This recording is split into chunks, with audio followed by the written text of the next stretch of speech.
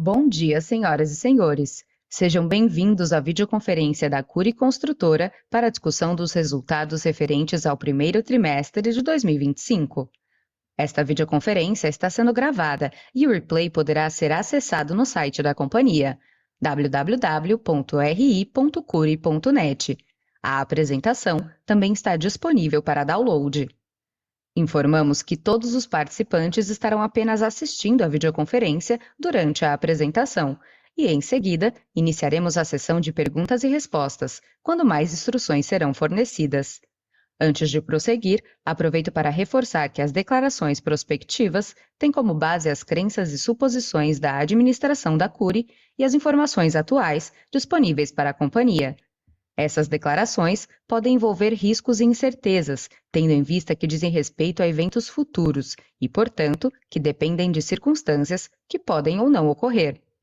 Investidores, analistas e jornalistas devem levar em conta que eventos relacionados ao ambiente macroeconômico, ao segmento e a outros fatores que podem fazer com que os resultados sejam materialmente diferentes daqueles expressados nas respectivas declarações prospectivas. Estão presentes nessa videoconferência o senhor Leonardo Mesquita, vice-presidente comercial, o senhor João Carlos Mazzuco, diretor financeiro, e o senhor Ronaldo Cury, diretor de Relações com Investidores. Gostaria agora de passar a palavra ao senhor Ronaldo Cury, que dará início à apresentação. Por favor, senhor Ronaldo, pode prosseguir. Bom dia a todos. Muito obrigado mais uma vez pelo interesse na Cury e por acompanharem a nossa teleconferência de resultados do primeiro trimestre de 2025. Hoje, representando a Cury, temos, além de mim, Leonardo Mesquita, nosso vice-presidente comercial, e João Mazzuco, nosso CFO.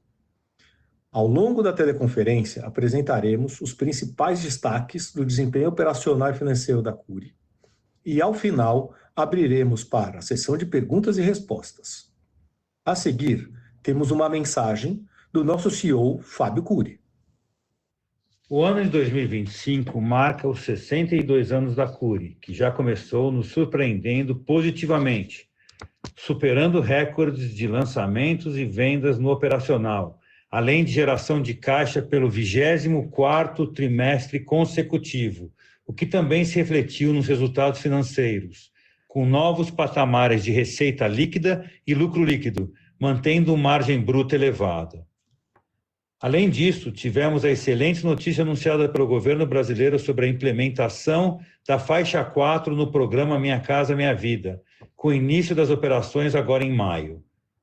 A nova faixa 4 permite que o programa atenda famílias com renda mensal de até R$ 12.000 e imóveis de até 500 mil, o que deve impulsionar nosso desempenho não só em 2025, mas também nos anos seguintes. Essa mudança abre uma grande janela de oportunidades, permitindo que a Cury atue com uma gama maior de produtos e faixas de preço. Com essa alteração, cerca de 95% do nosso portfólio passará a se enquadrar no programa Minha Casa Minha Vida. No primeiro trimestre de 2025, lançamos empreendimentos que somaram 2,8 bilhões, com mais de 9 mil unidades, e vendemos 2,1 bilhões de reais, representando mais de 7 mil unidades, um crescimento de 36% em relação ao primeiro trimestre de 2024. Além do avanço nos indicadores operacionais, também alcançamos marcos financeiros relevantes.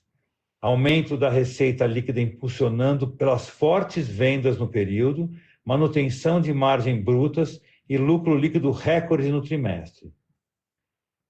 Nosso retorno sobre o patrimônio líquido alcançou 67,5%, reforçando a eficiência do nosso modelo de negócio e nossa capacidade de converter crescimento operacional em valor para os acionistas.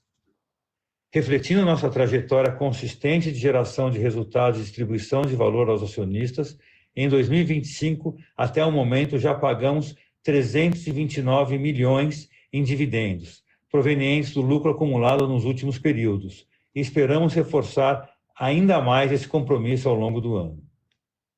O segundo trimestre segue promissor. Até essa data, já lançamos 1,4 bilhão, com destaque para a segunda fase do The One Granja Julieta, lançado em abril e que já conta com 90% das 624 unidades vendidas, VGV de 221 milhões. Em maio, lançamos o residencial Pixinguinha, com 968 unidades e VGV de 364 milhões, o maior empreendimento já lançado na região do Porto Maravilha, no Rio de Janeiro. Nossa esteira de lançamento segue robusta, consolidando um primeiro trimestre forte e alinhado à estratégia adotada nos anos anteriores. Importante destacar que seguimos com proteções estruturais em nossas viabilidades, que vão além da inflação, permitindo manter margens elevadas, mesmo em períodos de pressão inflacionária. Reforçamos nossa disciplina no controle de custos nas obras e permanecemos atentos às incertezas do cenário político e econômico mundial. Nosso desejo de continuar crescendo é proporcional ao cuidado com a rentabilidade e a saúde financeira da companhia. Tivemos ainda um avanço relevante em ESG. Atualizamos nossa política de remuneração, incorporando indicadores ligados às práticas ambientais, sociais e de governança, como base para a remuneração variável dos administradores. Essa medida fortalece nossa governança e alinha toda a companhia às metas de sustentabilidade.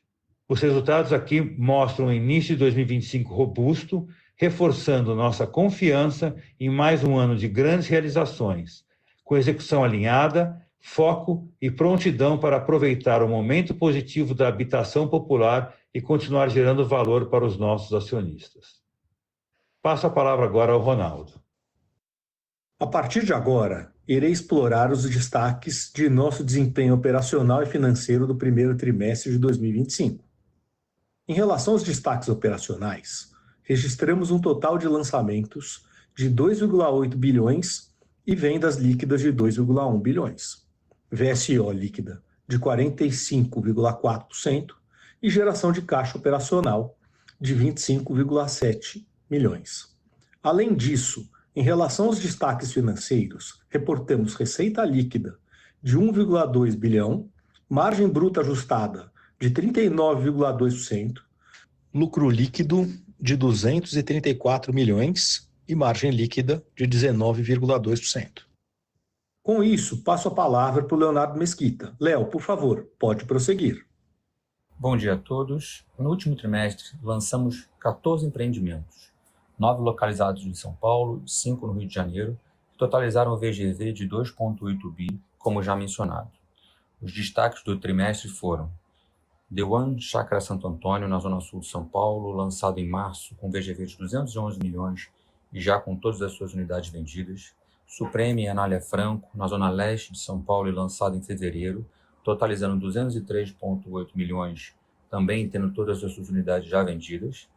E Arcos do Porto, lançado em março, com VGV de 174 milhões, localizado na região do Porto, no Rio de Janeiro, e com mais de 60% das suas unidades vendidas. Nesse próximo slide, vamos explorar melhor o desempenho das vendas. No primeiro trimestre de 2025, atingimos o valor de 2,1 bi em vendas líquidas, tendo um aumento de 35,7% ante o mesmo período de 2024 e um aumento de 47,9% frente ao quarto trimestre de 2024. Além disso, nossa VSO líquida no trimestre foi de 45,4%, 1,7 pontos percentuais maior que o quarto trimestre de 2024 e 2,5 pontos percentuais menor que o primeiro trimestre de 2024. No slide 10, podemos observar no gráfico à esquerda que no primeiro TRI de 25, nosso mix de vendas está focado nas faixas mais altas do programa e até fora do programa Minha Casa Minha Vida. Nos outros dois gráficos, é possível perceber o aumento no preço médio por unidade, tanto no trimestre quanto no consolidado do ano. No primeiro TRI de 25, o preço médio das vendas atingiu o patamar de 310 mil por unidade, representando um aumento de 6,2% em relação ao primeiro TRI de 24 e uma queda de 2,3% em relação ao quarto trimestre de 24. Finalizamos os indicadores operacionais com detalhamento do Land Bank e a geração de caixa. Encerramos o primeiro TRI de 25 com um Land Bank de 19,8 bilhões em VGV potencial, correspondendo a 68.218 unidades. Ainda no slide 11, trago a geração de caixa operacional atingindo 25,7 milhões no trimestre. Com isso, passo a palavra ao nosso CFO, João, para dar mais detalhes sobre os nossos resultados financeiros. Por favor, João, pode dar prosseguimento. Seguindo com o slide 13, destacamos nossa receita líquida. No trimestre, atingimos 1.216 bilhões, representando aumento de 45,2% em relação ao mesmo período do ano anterior. Nos últimos 12 meses, reconhecemos uma receita de 4.305 bilhões, uma taxa de crescimento de 37,6% em relação ao período equivalente um ano atrás. No próximo slide, apresentamos nosso lucro bruto, que registrou no primeiro TRI de 25 uma alta de 50% em relação ao mesmo período de 2024 e 17,4% em relação ao quarto TRI de 24. Nossa margem bruta, que atingiu 39% no trimestre, teve um crescimento de 1,2 pontos percentuais em relação ao primeiro trimestre de 2024 e queda de 0,1 ponto percentual em relação ao quarto trimestre de 2024 também. No slide 15, temos como destaque principal o lucro líquido da Cury. Pode-se ver que o lucro líquido atribuído à Cury atingiu 213,5 milhões no primeiro trimestre, 51,1% acima do mesmo período de 2024 e aumento de 28,8% em relação ao quarto TRI de 24. Nos últimos 12 meses, apropriamos um lucro de 722,1 milhões, uma taxa de crescimento de 36% em relação ao período equivalente um ano atrás. No slide 16, mostramos o lucro líquido com foco em toda a operação. Esse indicador atingiu 233,7 milhões no primeiro trimestre de 2025, registrando crescimento de 51,7% em relação ao mesmo período de 2025 e de 23,7% em relação ao quarto trimestre. O crescimento anual dos últimos 12 meses foi de 40,1%. No slide 17, destacamos o perfil de nossa dívida bruta. Fechamos o trimestre com uma dívida bruta total de 1.282 bilhões, que se traduz em um caixa líquido de 261 milhões, apresentando uma redução em relação ao valor de 429,9 milhões de 31 de dezembro de 2024. Essa redução se deve aos dividendos pagos no primeiro trimestre, no montante de 175 milhões, equivalente a 60 centavos por ação. Nossa relação caixa líquido sobre o PL fechou o trimestre em 19,2%. No slide 18, mais uma vez, reportamos crescimento no retorno sobre o patrimônio líquido, com ROI de 67,5% no primeiro trimestre de 2025. Fruto de uma operação geradora de caixa com distribuição de lucros. Muito obrigado e volto a palavra à operadora.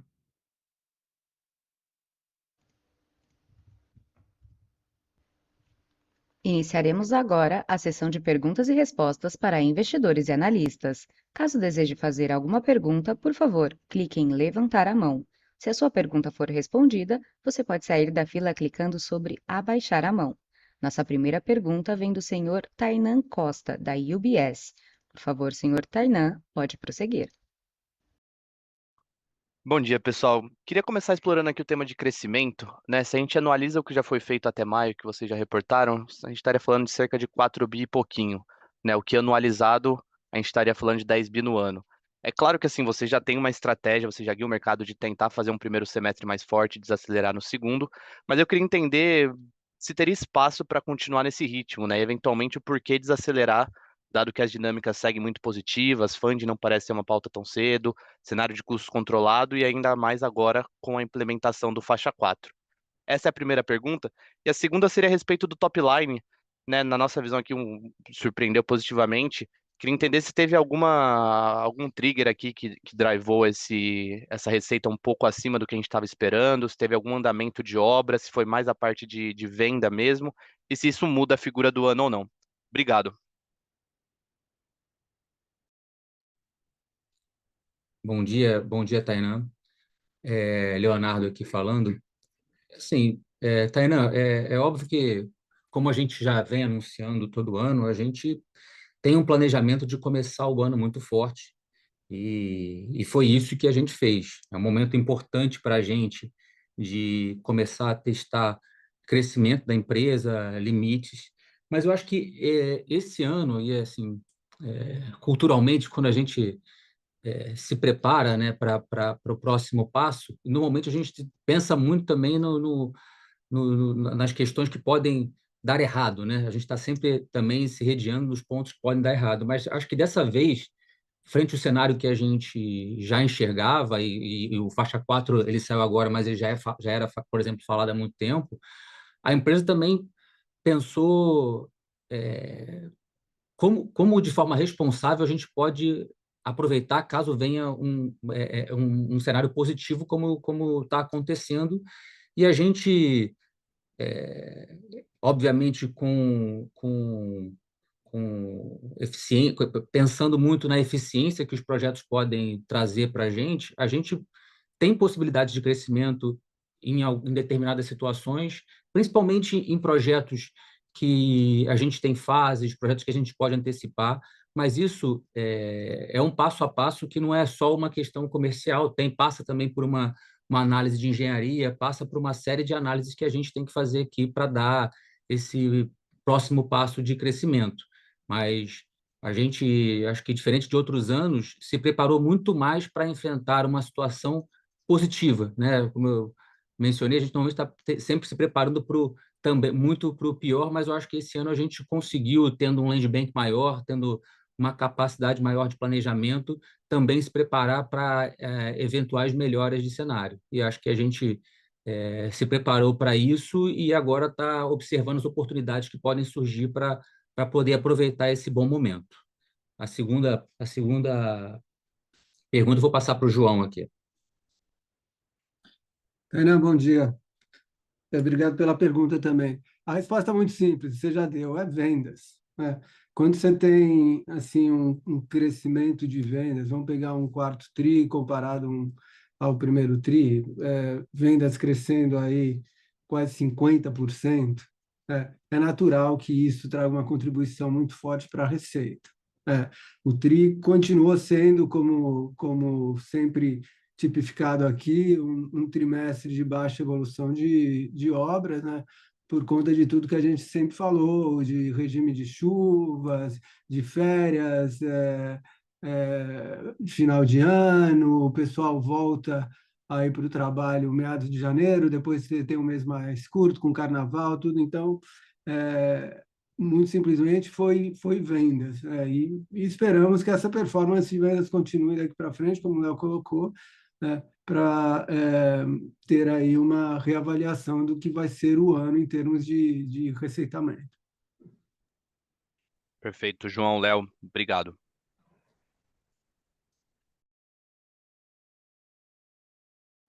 Nossa próxima pergunta vem da senhora Carla Graça, do Bank of America. Por favor, Graça, pode prosseguir. Bom dia, pessoal. Obrigada pela oportunidade de fazer a pergunta. Eu tenho duas do meu lado, então eu queria entrar nesse ponto que vocês comentaram também das novidades do Minha Casa Minha Vida. Então, se com a nova faixa 4, vocês acreditam que vai ter alguma mudança na estratégia de lançamentos? Então, se a gente pode esperar alguma mudança no mix, então talvez até esses aumentos dos lançamentos também, e o que a gente pode ver de margem nessa nova faixa. E a minha segunda pergunta também é na questão do land bank. Então, se eu não me engano, vocês tinham comentado que o ideal para a empresa era ficar perto dos 20 bi, mas agora com as mudanças do Minha Casa Minha Vida, eu queria entender se a estratégia muda também. Então, se a gente pode esperar uma maior compra de terrenos ou alguma mudança também na estrutura de compra. Obrigada.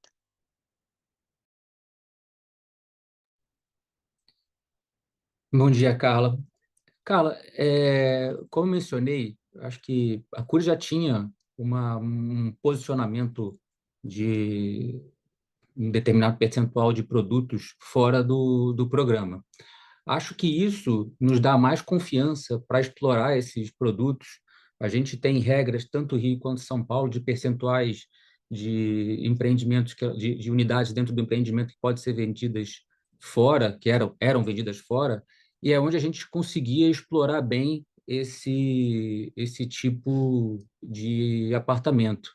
Eu acho que com essa nova faixa, a gente vê a possibilidade de incremento de produto, em alguns momentos também incremento de preço, e aí vai de projeto a projeto a gente conseguir, assim, como a gente tem atuado em lugares melhores, eu acho que isso nos permite explorar melhor os nossos terrenos. Então, isso, para a gente, foi realmente muito de encontro com o que a gente faz, e aí eu diria até que a região do Porto ela se encaixa perfeitamente nessa nova faixa que foi criada. Então, essa é a nossa perspectiva, continuar explorando e agora talvez com muito mais tranquilidade, podendo sem grandes amarras. Em relação à quantidade, eu acho que a gente, assim, eu acho que o programa já veio encaixado muito no que a gente vem fazendo. Então, isso vai passar por uma análise nossa de onde a gente pode, de fato, explorar mais ou menos esse tipo de oportunidade. Já com relação ao Land Bank, acho que caso a gente efetivamente a gente está aqui buscando esse crescimento e a gente sabe que a gente tem a gente sempre fala aí de 2 a 3 anos de Land Bank para a nossa atividade, eu acho que a tendência sim é que a gente comece até porque com o faixa 4 abre-se algumas oportunidades também e a tendência sim é explorar e tentar fazer com que esse Land Bank esteja adequado com a nova realidade de lançamentos da empresa. Então, é bem possível que isso aconteça, sim. Perfeito, ficou muito claro. Obrigada. Nossa próxima pergunta vem do senhor Igor Altero, do XP. Por favor, senhor Igor, pode prosseguir.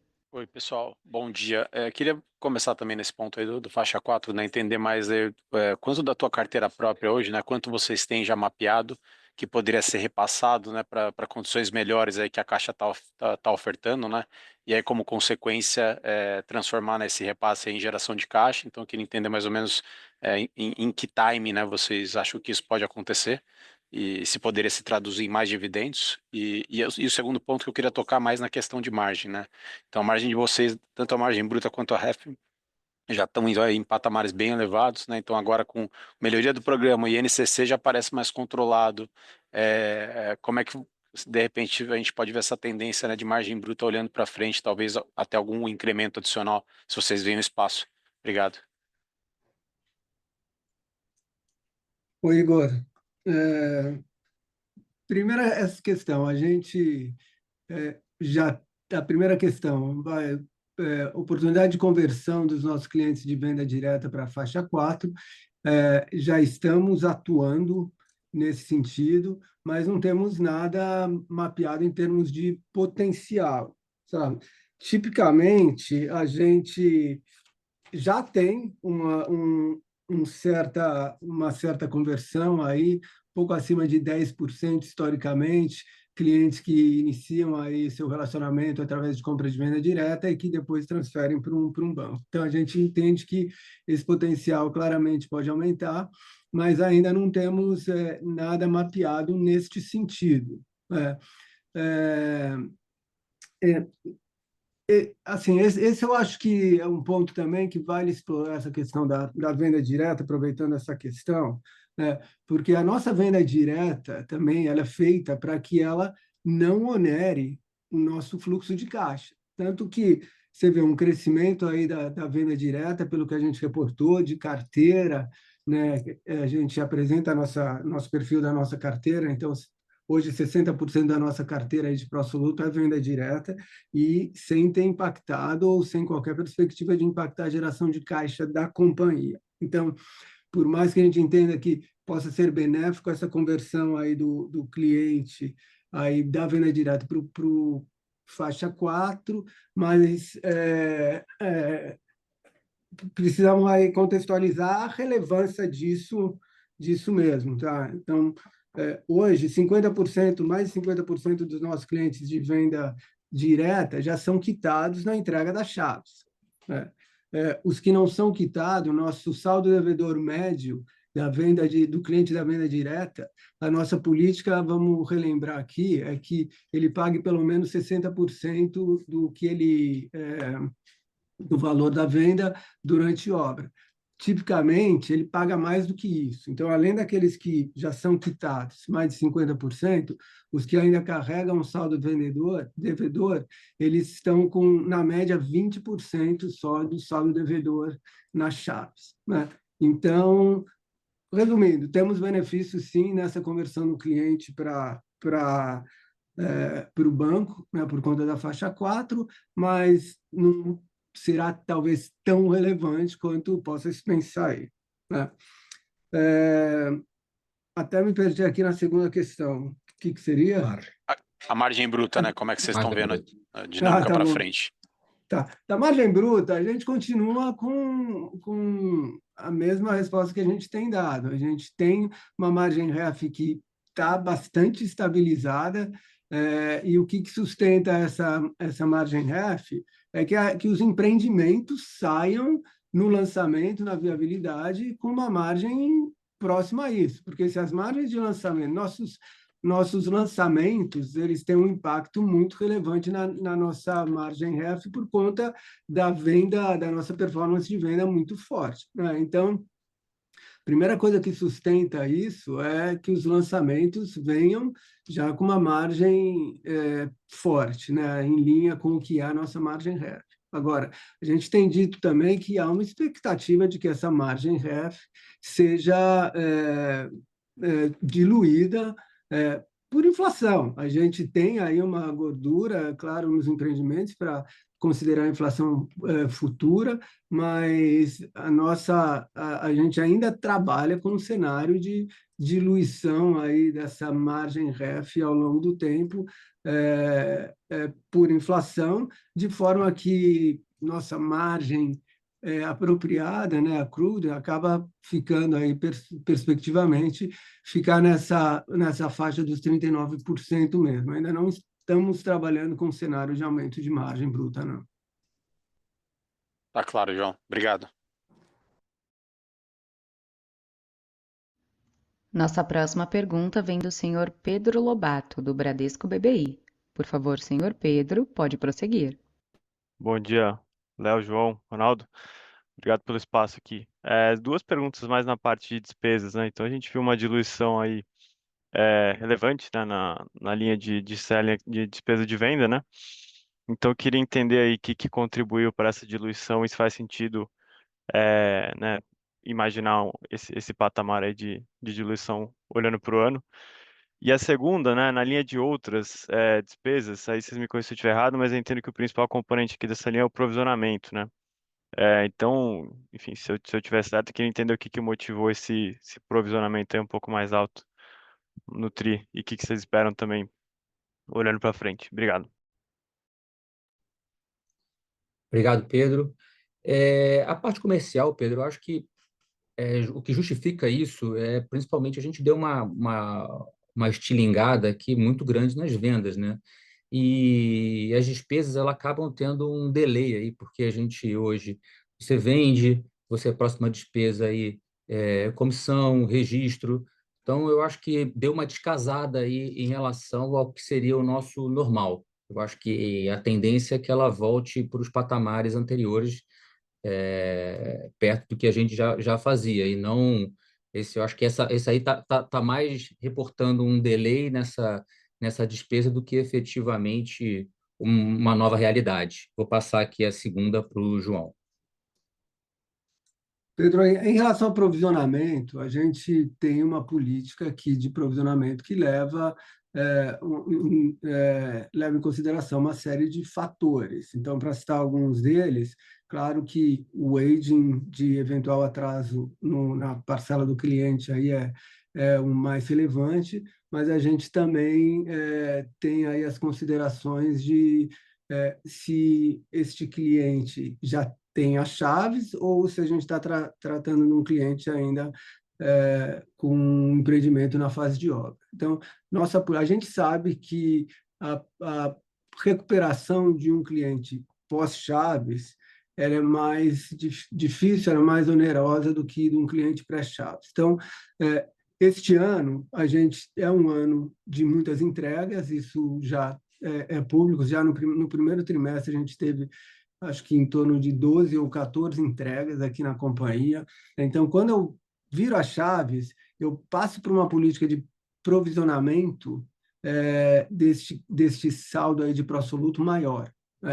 Então, são dois fatores. Além do crescimento da minha carteira, né, que está tendo um crescimento por conta das vendas muito forte, né, isso aumenta o meu provisionamento, mas esta mudança aí de status de alguns empreendimentos, de sair do pré-chaves para o pós-chaves, me leva a aumentar o provisionamento desses clientes com chaves. Então, pode-se esperar que o que a gente provisionou este trimestre aqui é um novo patamar para acompanhar daqui para frente. Tá ótimo. Obrigado, Léo João. Bom dia. Nossa próxima pergunta vem do senhor Gustavo Cambaúva, do BTG Pactual. Por favor, senhor Gustavo, pode prosseguir. Pessoal, bom dia. Eu queria primeiro fazer um follow-up nessa questão da PDD, João, que você comentou, só para entender mesmo, assim, de fato, você falou, né, que o fator mais relevante aí é o aging da carteira e eventuais atrasos. Vocês, de fato, estão vendo mais inadimplência? É isso mesmo? Assim, só para confirmar se eu entendi corretamente. E até olhando a questão de entrega, né, vocês abrem pelo menos unidades concluídas, não cresceu tanto, né? E a carteira cresceu, mas assim, também não cresceu no nível que cresceu o provisionamento. A minha dúvida é um pouco essa, quer dizer, se de fato teve um aumento de inadimplência aí meio pontual, né? E até pensando para frente, né? Quer dizer, eu entendo que o volume, né, de obra e de entrega ele ainda é menor do que o de vendas e lançamento, né? Então, se de fato é recorrente, é de se esperar que cresça ainda mais de provisionamento, se é por aí mesmo. E a minha segunda pergunta é também um follow-up aí para o Léo. O Léo já explorou bastante essa questão das mudanças do Minha Casa Minha Vida do faixa 4, mas, Léo, quando a gente ouve de outros concorrentes de vocês, eles têm falado muito que essas mudanças recentes aí do programa vão se traduzir em grande VSO para eles, né? Mas a Cury ela já roda com uma VSO muito alta, né? Então eu queria entender se, para vocês talvez vão colocar um pouco mais de preço na ponta, ou se dá para aumentar ainda mais a VSO, né? Quando se olha, talvez, é muito recente, né? Mas, sei lá, nos últimos 30 dias, aí o funil de vendas, o que vocês têm visto aí? De fato, está muito mais fácil aprovar o cliente, vamos dizer, a affordability melhorou muito e vocês já estão pensando em subir preço em alguns produtos? Como é que é um pouquinho essa dinâmica? Obrigado, bom dia.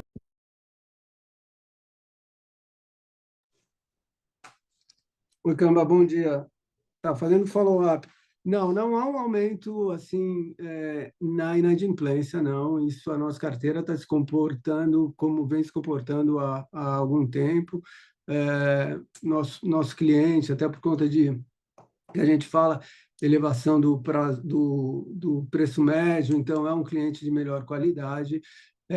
Muito isso mesmo. É um crescimento da carteira. Se você até olhar em termos de quanto que a gente vem provisionando sobre uma receita, porque no final do dia a receita ela vem resultado do que eu vendo e em alguma parte dessa da receita eu não vou recuperar. Então esse provisionamento nem vem crescendo muito nem crescendo em relação à receita.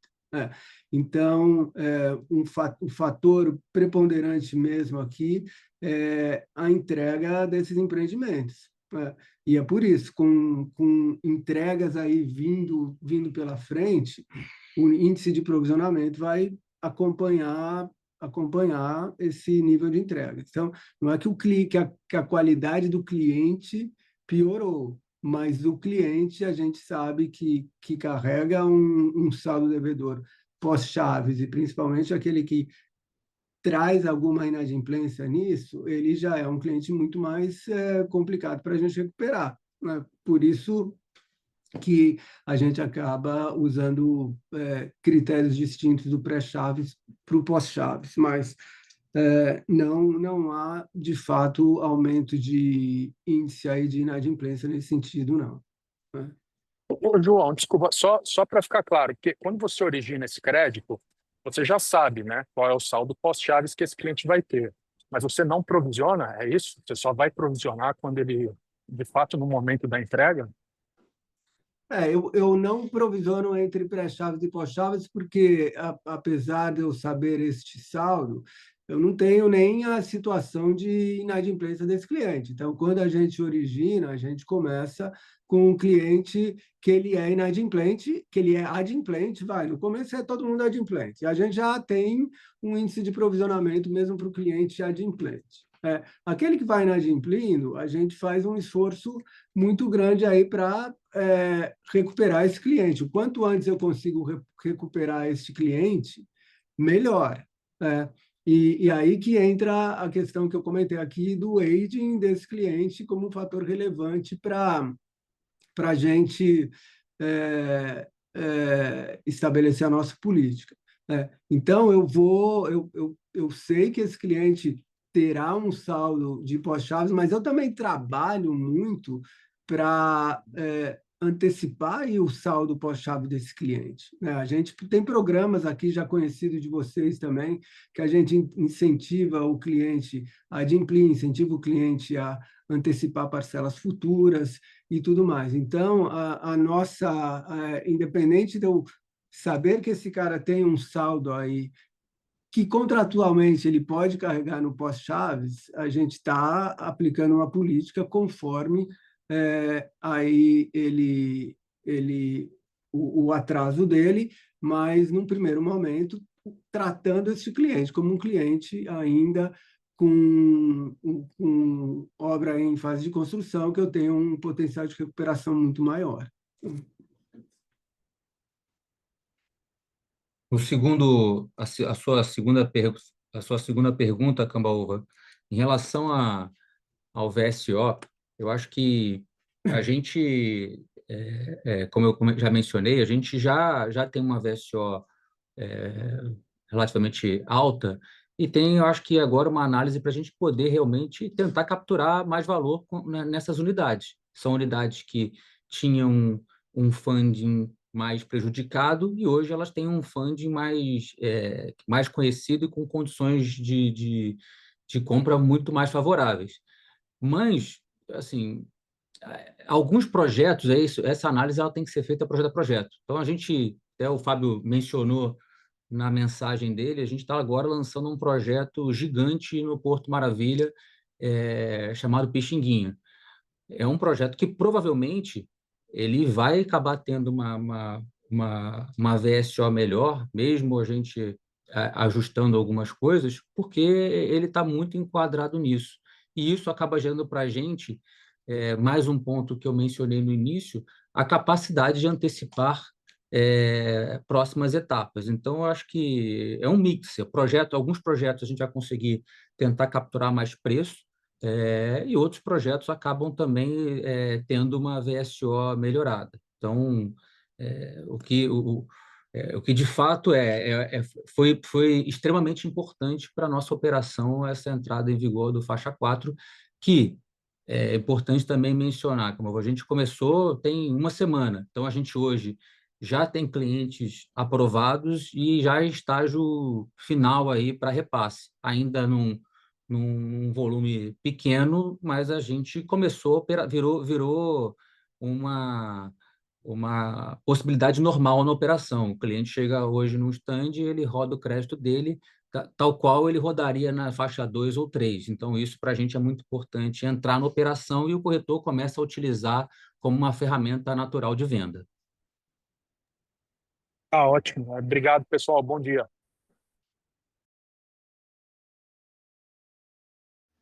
Nossa próxima pergunta vem de Fanny Orengue, do Santander. Por favor, pode prosseguir. Oi, bom dia, pessoal. Parabéns pelos resultados. Eu tenho uma pergunta com relação ao crescimento de produção. Quanto vocês esperam que produção possa crescer esse ano, né? Que se a gente olhar o gap que você tem de crescimento de vendas versus o de produção, ele vem abrindo aí nos últimos trimestres. Então, só queria entender qual a expectativa de vocês para esse ano. Seria basicamente isso. Obrigada.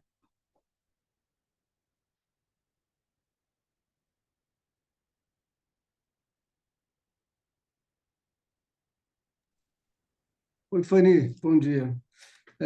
A nossa expectativa de crescimento de produção, isso também a gente acho que tem falado, ficar em torno aí de 30%, acho que é um número saudável para a engenharia absorver, né? Então, o que tem acontecido de fato é que a gente tem crescido acima disso. O que é o resultado disso? Um crescimento maior da minha receita propriária. Então, quando você olha a minha receita ali, que está capturando as unidades vendidas apenas, neste período aí de um ano até hoje, ela cresceu aí mais do que, ou próximo a 60%. E o que a gente, então, o que a gente entende você tem dois aspectos aqui também. O VGV ele crescendo com preço, mas o que a gente olha aqui, que é um indicador importante para crescimento da produção, é o crescimento de área construída, né? Esse crescimento ele tem vindo acelerado nos últimos anos, ele tem vindo até acima de 30%.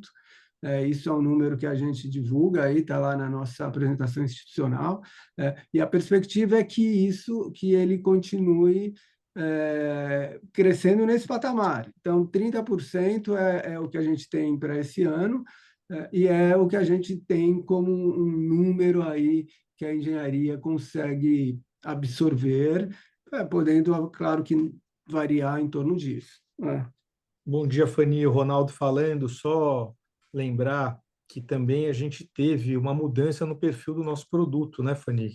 Que a gente fazia um produto que era um produto, uma obra mais simples, uma obra que era feita em 24 meses, e a maioria dos nossos projetos, dadas as mudanças que a gente teve no zoneamento, que estimularam a gente fazer projetos mais adensados, essas obras com projetos maiores, elas demoram mais, elas têm um prazo maior ali de 36 meses. Então, isso pode ter também trazido essa impressão desse aumento, tá? Desse dispare aí entre VGV e não sei qual que é a métrica que você está usando para calcular avanço de obra, mas o que a gente gosta de dizer aqui é que todas as nossas obras estão cumprindo seus prazos. Tá ótimo. Perfeito, pessoal. Obrigada, viu?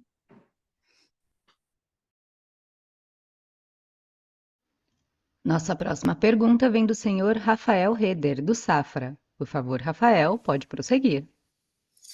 Bom dia, pessoal. Obrigado pelo espaço. Eu tenho uma pergunta aqui do meu lado. Eu queria abordar mais a questão da mão de obra, né? Pelo método construtivo de vocês têm um mix que acaba sendo um pouco mais intensivo. Eu queria entender com vocês como que vocês estão esperando a dinâmica para esse ano, com esse maior volume de obras que a gente está vendo agora em São Paulo. E se vocês podiam comentar um pouco também agora do dissídio que deve vir em maio, de que patamar que vocês estão imaginando que deve sair. Obrigado.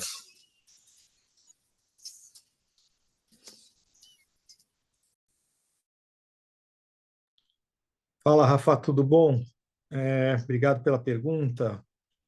Em relação à mão de obra, cara, a gente entende ser uma dor do setor.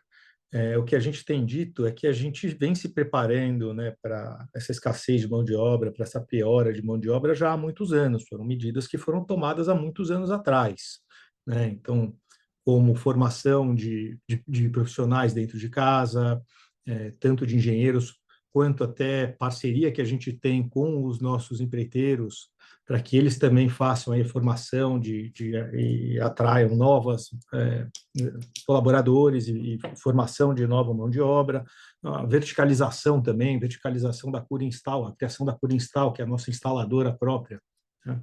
Por exemplo, são essas medidas que fazem a gente atravessar esse período aí de falta de mão de obra, de escassez de mão de obra, um pouco melhor do que a média do mercado, né, Rafa? Em relação a dissídio, a gente entende que ele deve vir em linha com o INPC, né? Então, a discussão ainda está acontecendo, ela é capitaneada pelo Sinduscon de São Paulo e é seguida pelos outros Sinduscons do país. A nossa expectativa é essa, tá, cara? Que siga aí o INPC.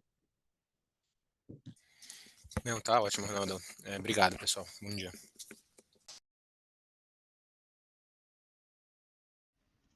Nossa próxima pergunta vem da senhora Mariângela de Castro, do Itaú BBA. Por favor, senhora Mariângela, pode prosseguir. Bom dia, pessoal. Obrigada pelo espaço. Do meu lado também são duas perguntas. Primeiro, eu queria voltar um pouco nessa questão de provisionamento e entender como que o faixa 4 pode justamente mudar essa dinâmica de pró-soluto de vocês.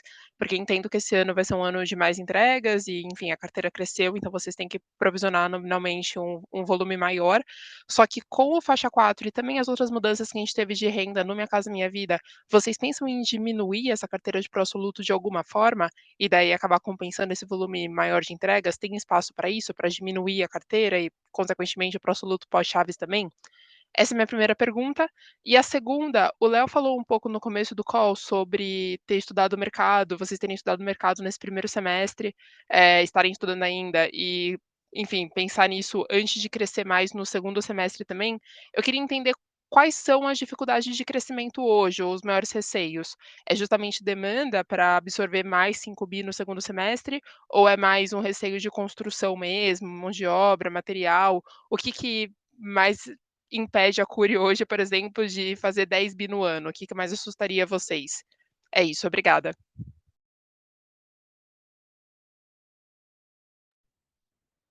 Ô, Mariângela, deixa eu começar com o provisionamento, depois eu passo a palavra aqui. Faixa 4, a tendência seria melhorar essa situação, melhorar aí o perfil do meu cliente.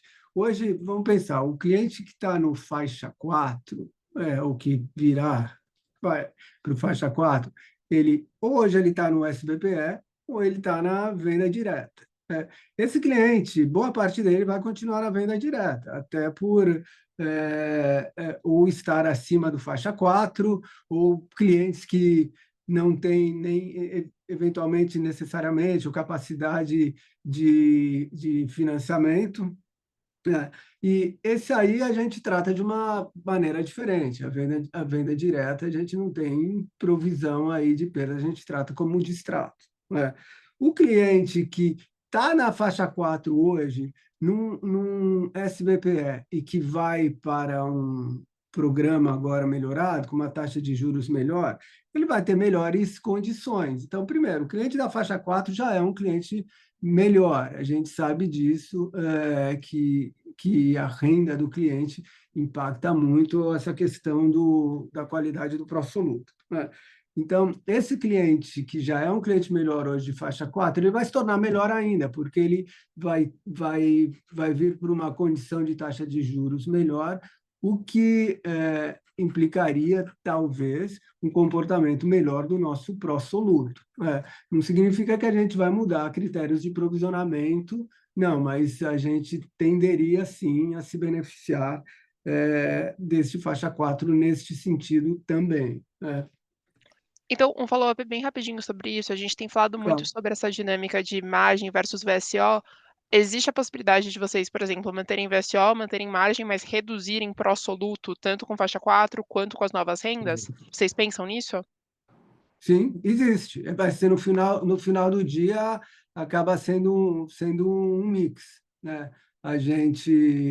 Mas existe essa possibilidade, sim, isso é mais do que avaliado aqui internamente. Então, com relação à segunda pergunta, Mariana, já em relação ao crescimento, eu acho que a gente discute muito? Eu acho que é importante pensar que o empreendimento, para ele ir para a rua, ele já passou por uma análise técnica, ele tem toda um planejamento não só comercial, como também de engenharia. Então, quando eu falei em relação a crescimento, ele tem que ser um crescimento integrado com tudo isso e inteligente. E o que significa isso? Eu vou dar alguns exemplos. Por exemplo, a gente lançou, como foi mencionado no primeiro TRI, um empreendimento chamado The One Granja Julieta. A segunda fase estava prevista para agosto, ela foi antecipada para abril. Por quê? É o mesmo terreno, ele está dividido em 2 fases, a engenharia já estava preparada. A gente agora está lançando o empreendimento Pixinguinha. Ele é um total de 2.700 unidades. A gente lançou agora 1.000 unidades. Pode ser que, tendo uma boa aceitação, nesses empreendimentos que a gente vai conseguir criar possibilidades que eles já estão tecnicamente avaliados, não existe um novo input de engenharia para acontecer. Então, assim, tem que ser respeitado não só apenas os critérios comerciais, como também de engenharia. Eu acho que essa é a preocupação que a gente tem tido, e como eu falei no início, essa visão que a gente, com o Land Bank maior, pode ter, de entender aonde a gente pode também aproveitar momentos bons. E é isso que agora a gente, tanto parte comercial quanto engenharia juntos, estamos avaliando para ver onde a gente pode capturar oportunidades com essa velocidade de vendas que, nesse momento, está muito boa. Entendi, ficou claro, pessoal. Muito obrigada.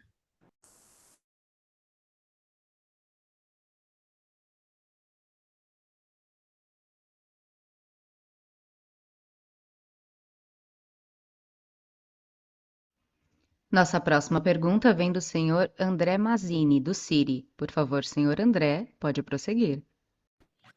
Oi, time. Obrigado pelo call. 2 perguntas também. A primeira, se vocês puderem dar mais detalhes em como vocês estão alinhando o compensation com essas métricas ESG, né? Então, quais métricas têm que ser atingidas para os bônus serem maiores ou menores, né? E se tem meta para os 3 pilares, né? Para o E, para o S e para o G. E a segunda, sobre sustentabilidade do funding, desse funding maior para o faixa 4. Pelo que eu lembro, 15 bi está vindo daquele fundo do pré-sal. Se vocês acham que esses 15 bi é recorrente para frente. E eu lembro que o governo estava até pensando em introduzir umas medidas de governança para esse fundo do pré-sal, né? Como o orçamento plurianual e um conselho, né? Meio a lá, conselho curador do FGTS, né? Um conselho para esse fundo, se isso já foi introduzido também. Obrigado.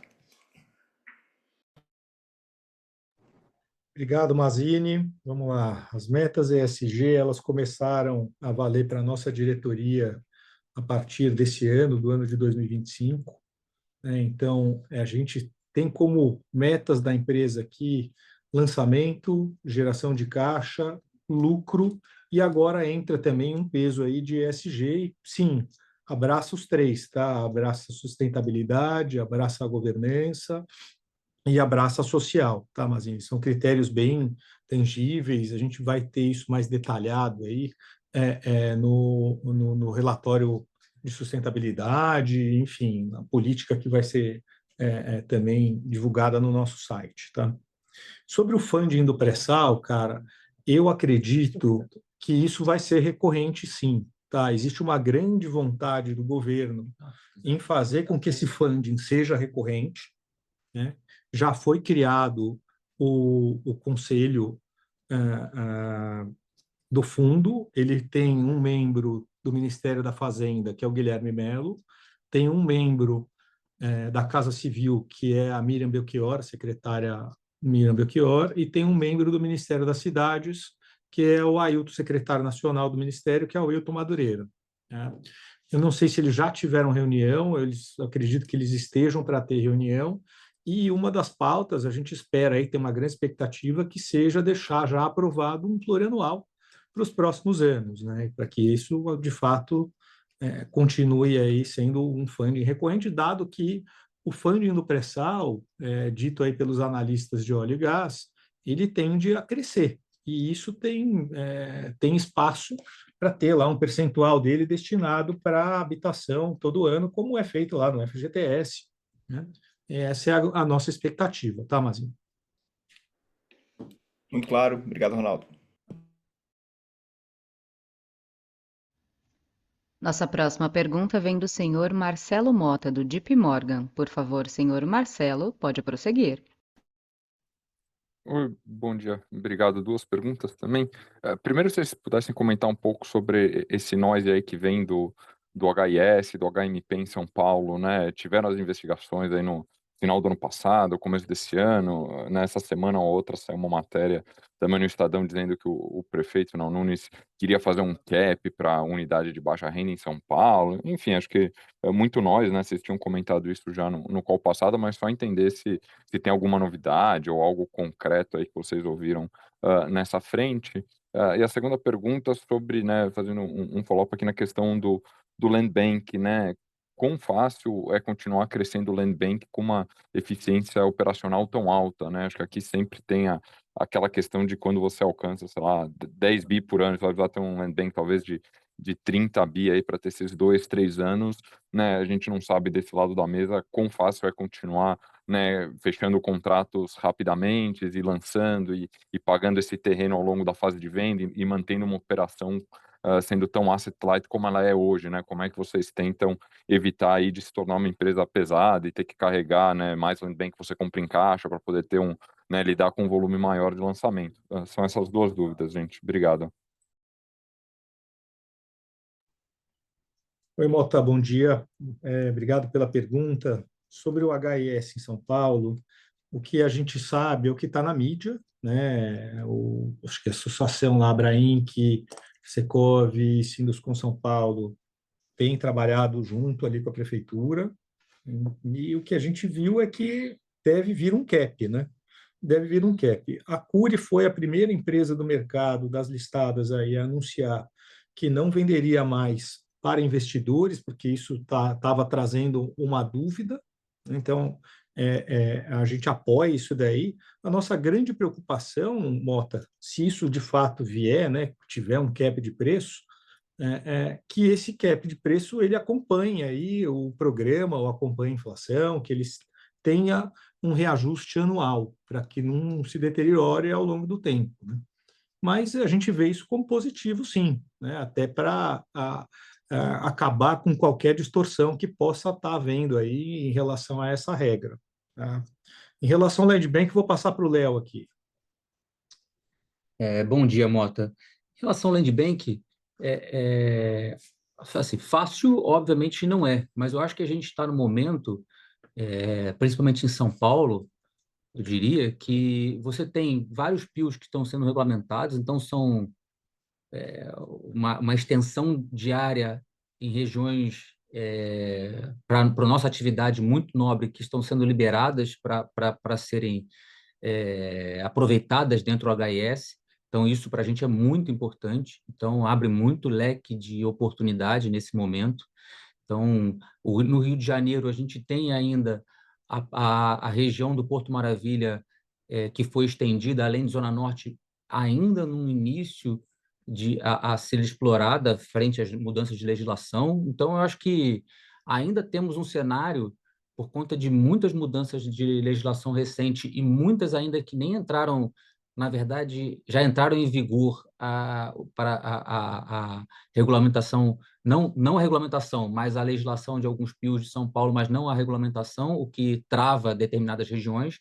Então, acho que nesse momento a gente ainda tem muita frente para explorar e seguindo as nossas diretrizes, porque para a gente é importante que isso faz parte da nossa operação e do nosso jeito de fazer negócio.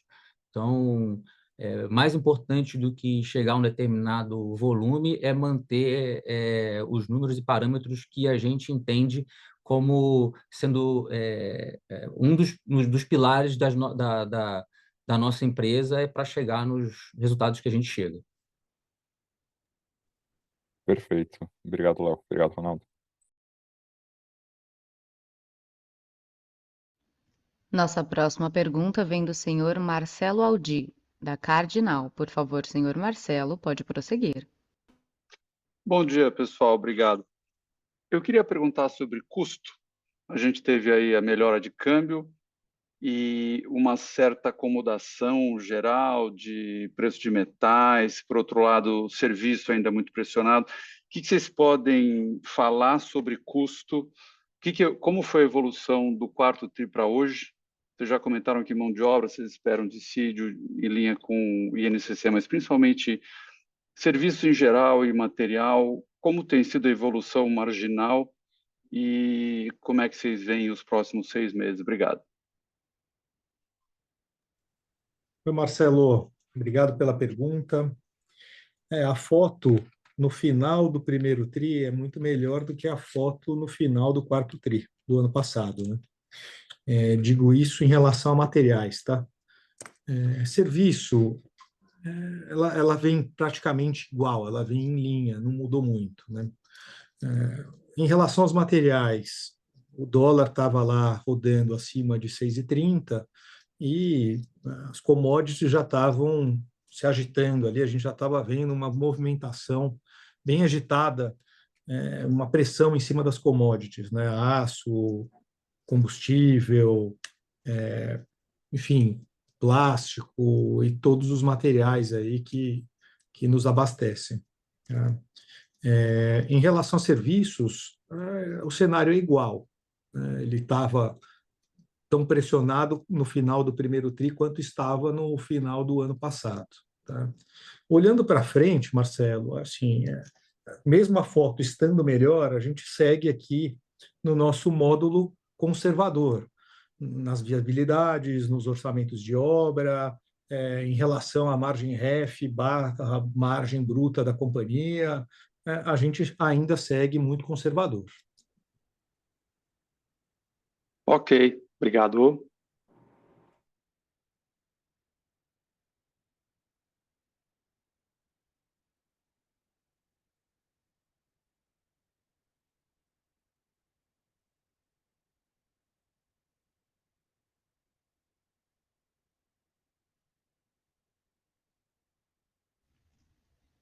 A sessão de perguntas e respostas está encerrada.